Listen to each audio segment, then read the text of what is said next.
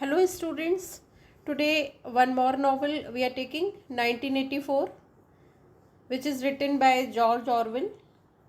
And important fact I have already told you, George Orwell जो थे वो India में ही पैदा हुए थे, बिहार में मोतिहारी करके एक जगह है, वहाँ पर जॉर्ज ऑरवेल का जन्म हुआ था।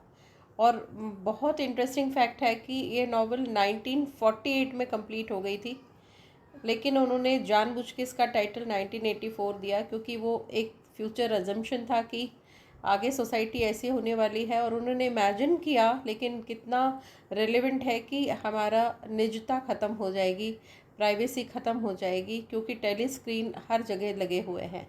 ऐसा उन्होंने इस नावल में बताया है। ये नावल 1949 में पब्लिश हुई थी और डिस्टोपियन नावल है। दो कॉन्सेप्ट्स हैं, और इस तरह के फिक्शन या नावल जिनको हम स्पेक्युलेटिव भी बोलते हैं या इमेजिनरी बोलते हैं, जिसमें सब कुछ इमेजिनेशन है कि एक बहुत अच्छी सोसाइटी है जिसमें कहीं कोई दुख नहीं है, कोई कमी नहीं है, दैट इज़ कॉल्ड यूटोपियन, जिसमें everything is fine and very ideal society.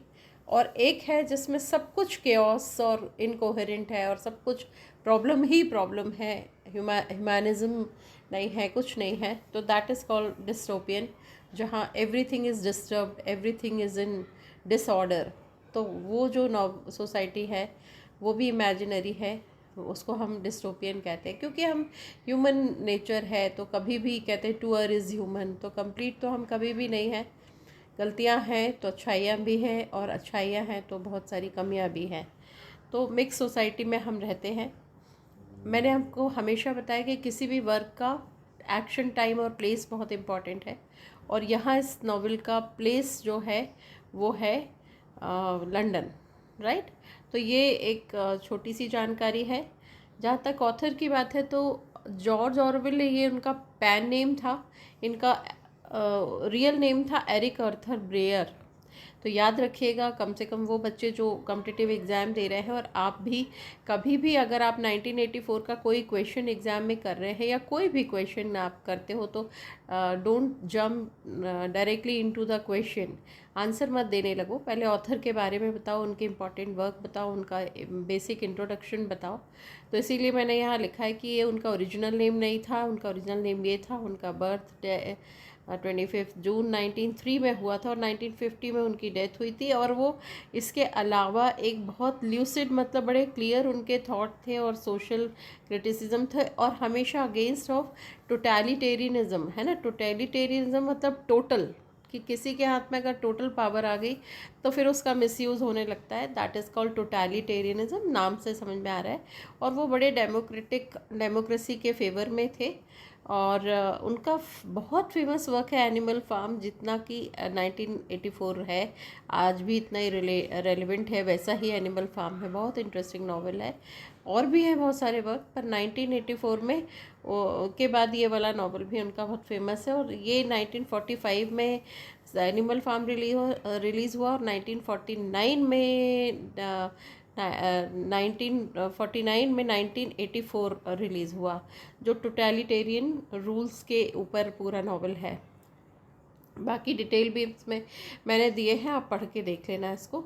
चलिए, अब टोटैलिटेरियन क्या है। तो टोटैलिटेरियन एक तरह का गवर्नमेंट का सिस्टम है जिसमें एक पॉलिटिकल पार्टी जो है वो पूरी तरह से पूरे देश में शासन चलाती है, पावर है उसके हाथ में, वो लोगों को कंट्रोल करती है, उसको टोटैलिटेरियन। अगर इसकी स्टोरी लाइन का भी हम पहले फैक्ट्स देखें तो इसकी बहुत बड़ी पंच लाइन है, Big Brother is watching you. मतलब कि आपको CCTV, you are under CCTV surveillance, हमेशा ही रहते हैं हम, सड़क में है, घर में है, होटल में है, सभी जगह आजकल सीसीटीवी है। तो यहाँ पर भी जो टेलीस्क्रीन है वो इस नावल के अंदर, उसमें पूरे चप्पे चप्पे में टेलीस्क्रीन लगी है। बिग ब्रदर जो कैरेक्टर है, हम कभी भी मिल नहीं पाते उससे कौन बिग ब्रदर है, लेकिन उसका एक मूंछों वाला एक फ़ोटो है, और हर जगह लिखा है कि बिग ब्रदर आपको देख रहा है, बिग ब्रदर पार्टी का सबसे बड़ा मेंबर है, लीडर है वो। लेकिन और लोगों के घरों में टेलीस्क्रीन लगे, और इस तरह से ये नावल में होता है। इसमें जॉर्ज ऑरवेल ने पूरी सोसाइटी को 3 राष्ट्रों में बांट दिया। पहला ओशियाना, दूसरा ईस्ट एशिया और तीसरा यूरेशिया। और इस ओशियाना में कौन आ रहा है, तो इसमें मॉडर्न कंट्रीज़ आती है, मॉडर्न डे कंट्रीज़, जिसमें England, Africa, southern Africa, America, Australia और ब्रिटिश आइल्स, ये सारे ओशियाना में आते हैं। ऐसा इमेजिनेशन है ये। फिर ईस्ट एशिया में चाइना, कंबोडिया और लाओस आते हैं। और यूरेशिया में Europe, Russia, middle Asia, central Asia and India, ऐसा उन्होंने डिवाइड करके रखा है नॉवेल में। अब क्या होता है कि वो कहते हैं कि war is a part of life, मतलब जितना हम सांस लेते हैं वैसे ही वॉर है। तो लोगों के दिमाग में ये भरे हुए हैं कि भाई वॉर में तो आपको पार्टिसिपेट करना है और वॉर तो हमेशा होता रहेगा, क्योंकि it is just a life में वॉर होता ही रहेगा। अब इंगसॉक करके उन्होंने एक लैंग्वेज को सिंप्लीफाई किया है। That's a party's political philosophy is known as Ingsoc. और ये इंग्लिश सोशलिज्म, इसका फुल फॉर्म है इंगसॉक का, इंग्लिश सोशलिज्म। लेकिन ये आइडिया रेगुलर बेसिस पे चेंज होता रहता है, जैसा पार्टी चाहती है वैसा पॉलिटिकल फिलोसफी चेंज होती है। हालांकि इंगसॉक इनकी एक फ़िलोसफी, आप ऐसे समझो। अब इसमें मिनिस्ट्री बताई है कि 4 तरह की मिनिस्ट्री है। Ministry of war, ministry of truth, ministry of love and ministry of plenty. अब वॉर में क्या होता है, ट्रूथ में की पार्टी का है इसका हीरो, और मिनिस्ट्री ऑफ लव में होता क्या है एक्चुअली अभी हम देखेंगे। और इसमें है कि no space for truth verification, कि आप सोचो कि आप सच्चाई ढूंढो। आज पेपर में हम देखते हैं कि कुछ भी होता है तो पेपर में, सोशल मीडिया में उसके अगेंस्ट भी लोग बोलते हैं, मुखर होके बोलते हैं। लेकिन उस यहाँ पे ये फ्रीडम नहीं है, आप कुछ भी वेरीफाई नहीं, आपको चुपचाप जो भी वहाँ के गवर्नमेंट के पॉलिसीज़, रूल्स, कुछ भी प्रॉब्लम कुछ भी होता है वो आपको एक्सेप्ट करना है। कोई साइंटिफिक इन्वेंशन, प्रोग्रेस का कोई चांस नहीं है, आपका कोई एग्जिस्टेंस ही नहीं है। इस तरह से है इसमें। इसके कीवर्ड्स हैं न्यूज़ स्पीक एक तरह का इंग्लिश का वर्जन है सिंप्लीफाई करके, जहाँ पे आपकी लिमिट जो है वो बिल्कुल आपके थॉट्स जो है वो लिमिटेड है। आप उस थॉट आउट ऑफ बॉक्स नहीं सोच सकते, आपको उसी के अंदर वो जो मानेंगे वो कहेंगे उसको सोचना है। पार्टी का जो डॉक्ट्रिन या सेट ऑफ प्रिंसिपल है वो आपको एक्सेप्ट करना है, उसको प्रमोट करने के लिए वो एक न्यूज़ स्पीक करके इंग्लिश वर्जन चलाते हैं। थॉट क्राइम्स, आपने अगर सोच ही लिया कुछ, मान लो, तो वो थॉट क्राइम एक बनाए कि आपने नॉर्मल बात से अलग क्यों सोचा। अगर आपने सोचा तो then it comes under thought crime, ऐसे होता है इसमें। फिर ब्रदरहुड एक ग्रुप ऑफ डिसेंटर्स है, कि मतलब वो लास्ट में इसके कारण ही उसको बहुत प्रॉब्लम होती है हीरो को, क्योंकि वो ब्रदरहुड एक क्या कहना चाहिए कि सबके ग्रुप बने हुए हैं। और इसमें ऐसा, क्योंकि ये जो इसका हीरो है वो काम तो करता है जिस मिनिस्ट्री में, लेकिन वो उसके बहुत अगेंस्ट में है एक्चुअली। तो यहाँ पे हमें ये देखना है कि इस तरह के ग्रुप जो है वो बना के और किसको कितना फ़ायदा हो रहा है, राइट। तो ये ब्रदरहुड जैसे कि मोदी जी के अगेंस्ट मान लो, या किसी भी पार्टी के, राहुल गांधी के, ऐसे बहुत सारी पार्टीज और भी बनती है, जिसको कहते हैं एक तरह से ऐसा ग्रुप है जो गवर्नमेंट के अगेंस्ट है। और वो नॉन कन्फर्मिस्ट का ग्रुप है, जो डिसेंटर्स, मतलब जो कन्फर्म, जो उनको फॉलो नहीं करते। तो एक चुपचाप से एक सीक्रेट ग्रुप बना है जिसको ब्रदरहुड कहा गया। डबल थिंक मतलब believe in contradictory idea simultaneously. आप रिजिड नहीं हो सकते कि नहीं गवर्नमेंट तो अभी ऐसा कह रही थी, आप ऐसा कैसा। आपको अगर उसने कहा 2 to the 4 तब भी ठीक है, आपको उसने कहा 2 to the 5, then you only without making argue have to accept कि हाँ भाई 2 to the 5 होता है। फिर कुछ स्लोगन्स इसमें हम देखेंगे। वॉर इज़ पीस, कभी भी वॉर कैसे पीस हो सकता है, लेकिन ये ऐसे कॉन्ट्राडिक्टरी स्लोगन्स भी हैं इसमें। War is piece, freedom is slavery, है ना। तो अगर आपको फ्रीडम चाहिए तो आप स्लेव बन जाओ। इग्नोरेंस इज़ स्ट्रेंथ, आप जितने इग्नोर करोगे चीज़ों को, आवाज़ नहीं उठाओगे, वही आपकी स्ट्रेंथ है।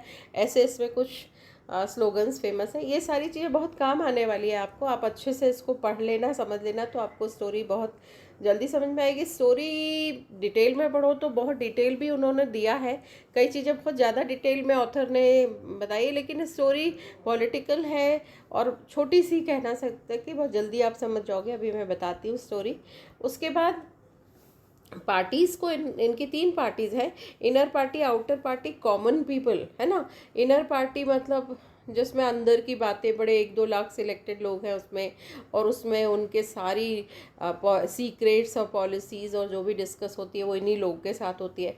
आउटर पार्टी में भी काफ़ी हद तक कुछ ना कुछ तरह के 10 से 20 लाख लोग हैं जो आउटर पार्टी में हैं। बहुत बड़ी पार्टी है क्योंकि इन्हीं का राज है पूरी लंदन में, पूरी कंट्री में।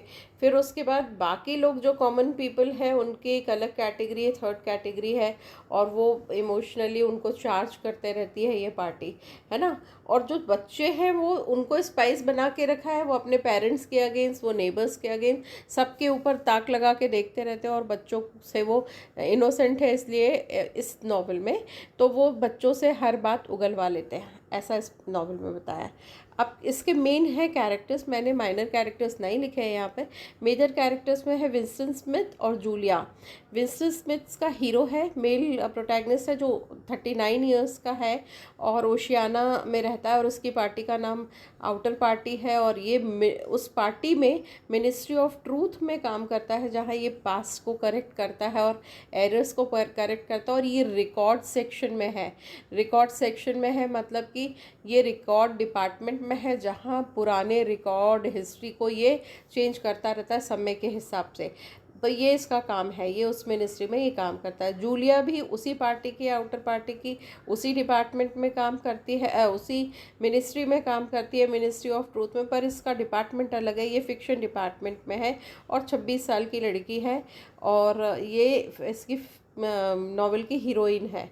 ओ ब्रायन जो है एक बड़ा प्रोमिनेंट लीडर है, इसकी पार्टी इनर पार्टी है, ये और बड़ा कोर टीम का मेंबर है, ये इनर पार्टी है। और इसके साथ विंस्टन को ऐसा लगता था कि बड़ी एक अजीब सी स्ट्रेंज बॉन्ड है। आगे देखेंगे क्यों है, कैसी है, देखेंगे।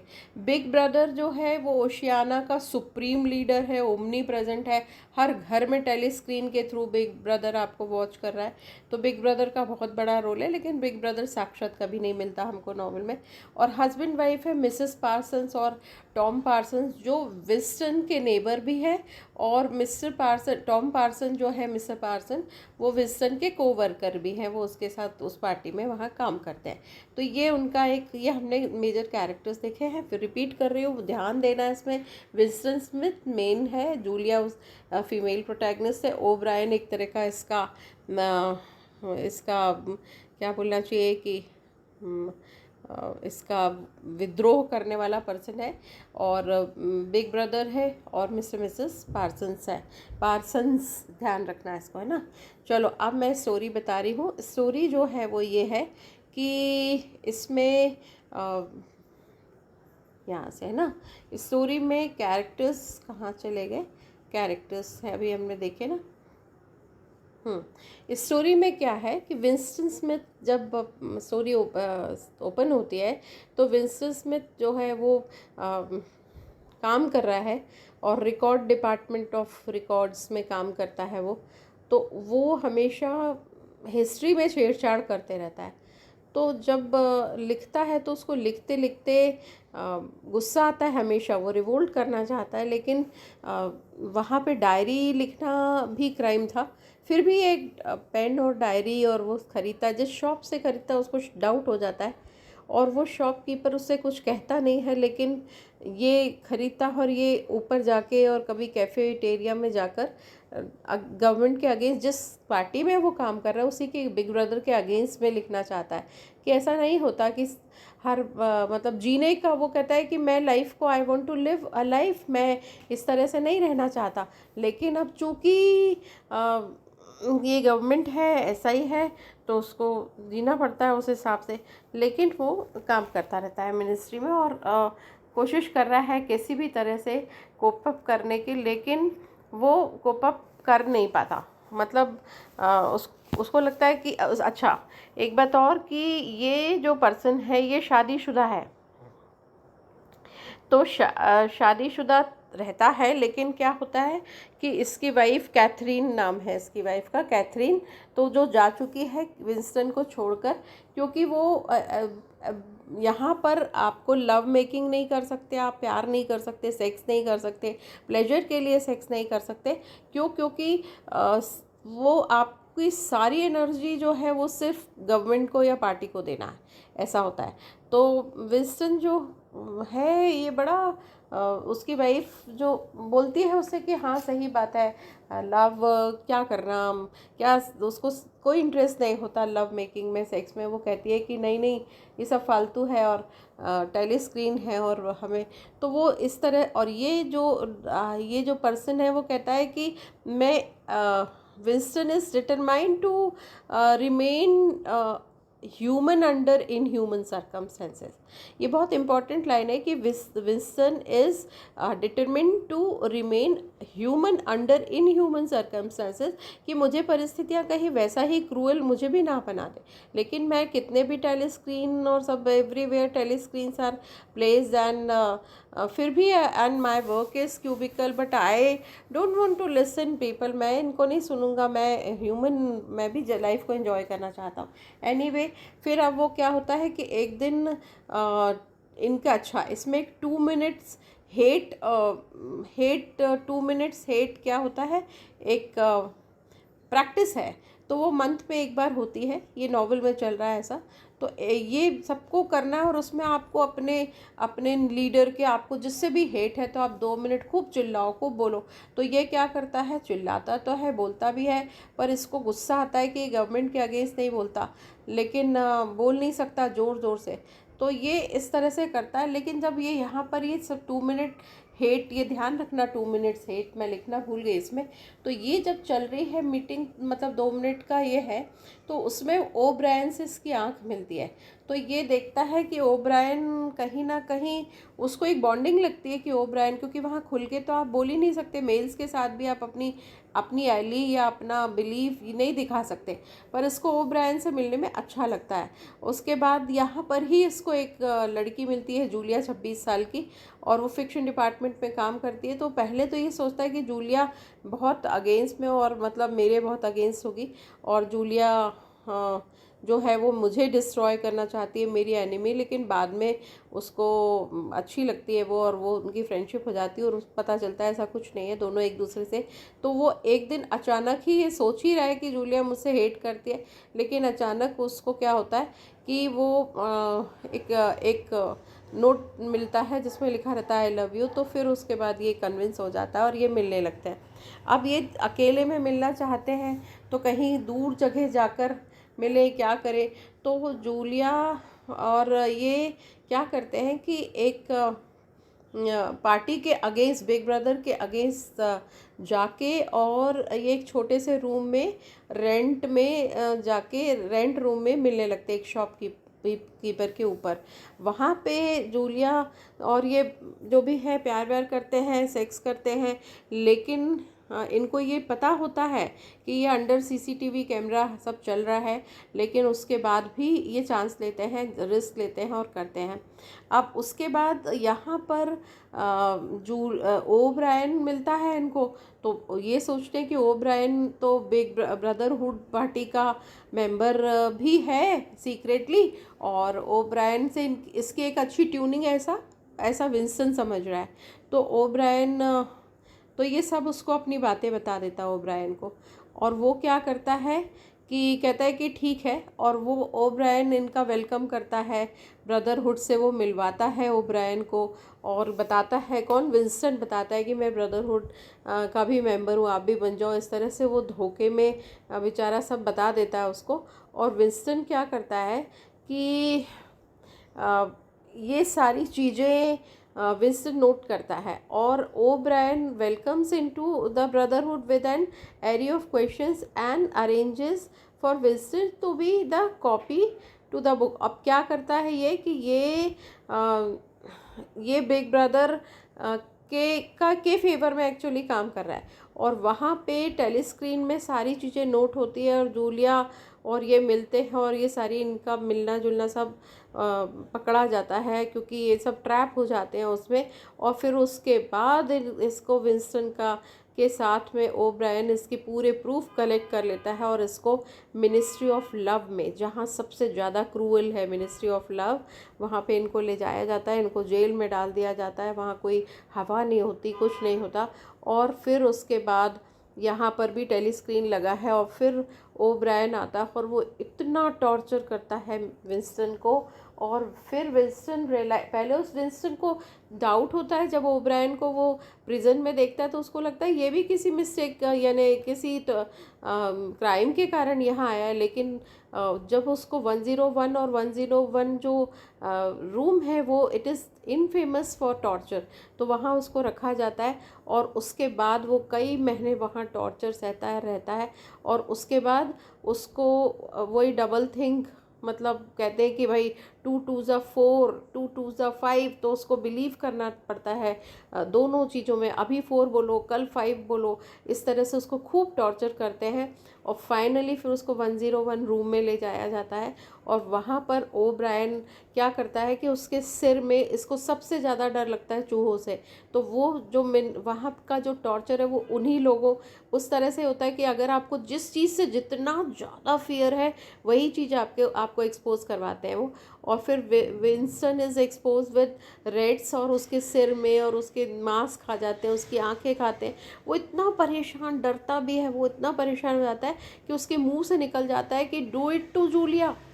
एंड वो कहता है कि ये क्या है, मुझे नहीं, जूलिया को कर दो।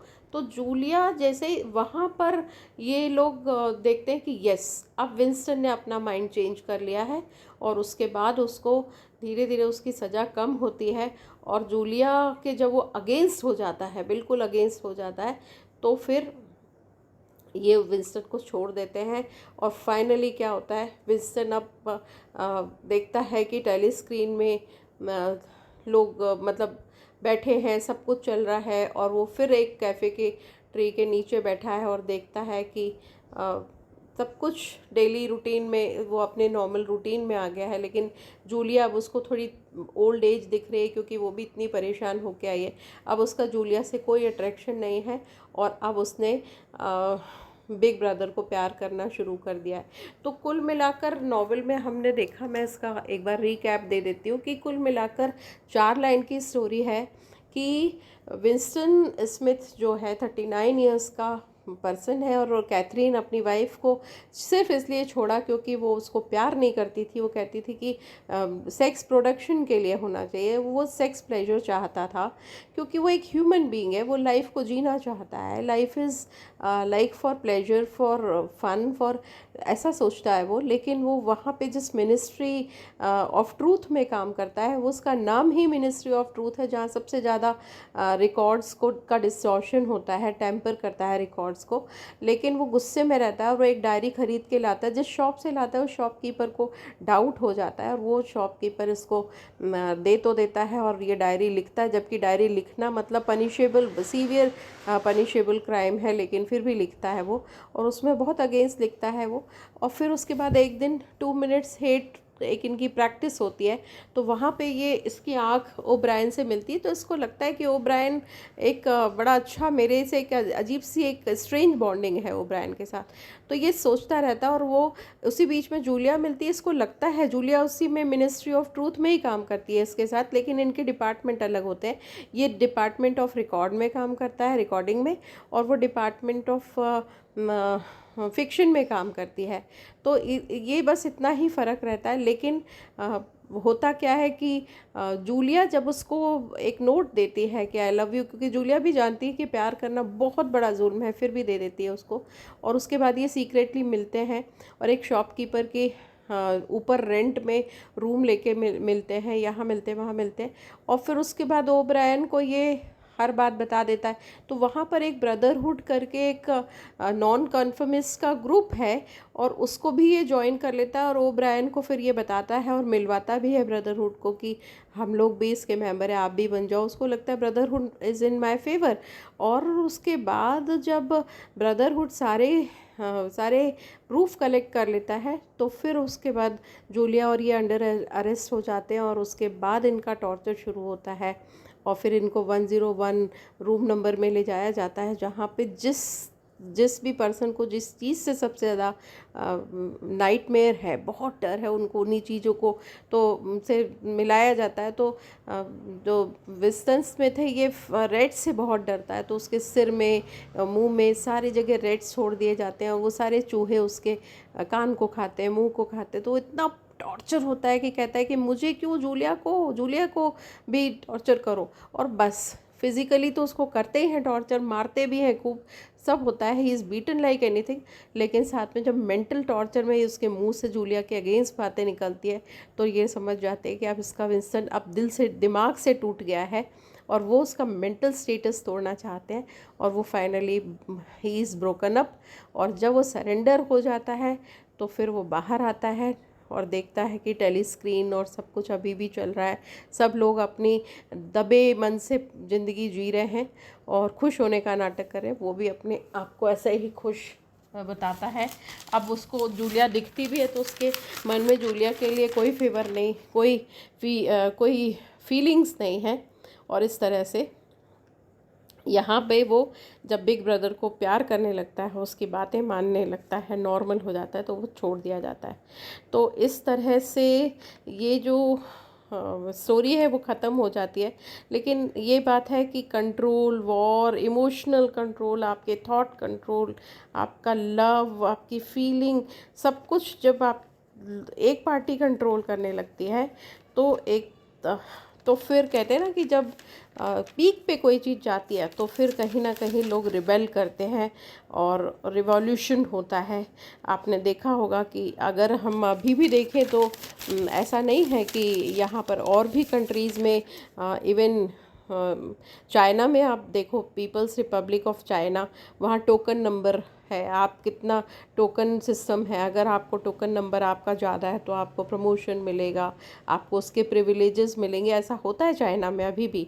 नॉर्थ कोरिया में आप देखते हो, north Korea is cut off from all side और उनको बाहर की दुनिया ही नहीं पता, पूरा कंट्रोल नॉर्थ कोरिया का वहाँ का डिक्टेटर ले रहे हैं। तो इस तरह का डिक्टेटरशिप ही है ये, टोटलिटेरियन ही है। तो आप देखिए तो क्यूबा में, वेनेजुएला, अमेरिका, यहाँ पर भी बहुत अच्छी सिचुएशन कहीं पर भी नहीं है। और आप देखते हो आज बच्चे ही फॉरेन कंट्रीज़ में अपने पेरेंट्स के अगेंस्ट वो कर देते हैं, जाके कंप्लेन कर देते हैं। आप बच्चों को ठीक से नहीं रखते तो अमेरिका में भी एक तरह से टोटलिटेरियन है, तो आपका इतनी पर्सनल लाइफ की आपके बच्चे को उठा के ले जाती है पुलिस। तो इस तरह का होता है। लेकिन कहीं ना कहीं अगर एक शास्त्र, कोई डिक्टेटर, हमने सद्दाम हुसैन को देखा, हमने गद्दाफ़ी को देखा, हमने ये टीवी में लाइव देखा है, गूगल में सब कुछ है। तो अगर होता है तो फिर जनता विद्रोह करती है। और आई होप कि ऐसा मतलब एक पीक के बाद तो रिवॉल्यूशन आता है। तो इतना भी टॉर्चर, मतलब पेसिमिस्टिक नोट में हालांकि ये नॉवेल एंड होती है, लेकिन इतना पेसिमिस्टिक नहीं है, क्योंकि सहते सहते सहते जब एक वो आती है, तो किसी ने बड़ा खूबसूरत शेर भी है कि सिंहासन खाली करो कि जनता आती है। तो फिर जब बहुत ज़्यादा हो जाता है तो देन सिंहासन खाली करो कि जनता आती है, then they have to free the seat and then फिर कहते हैं कि लोगों का राज जाता है। तो इस तरह से पैसिमिस्टिक नोट में ख़त्म होता है ये। लेकिन ऐसा नहीं है विद्रोह, क्योंकि हम ह्यूमन बीइंग हैं, तो वो ह्यूमन बीइंग भी हैं जो विद्रोह के लिए खड़े होते हैं और फिर एक बार नई शुरुआत होती है। तो इस नोट के साथ thank you so much, all the best.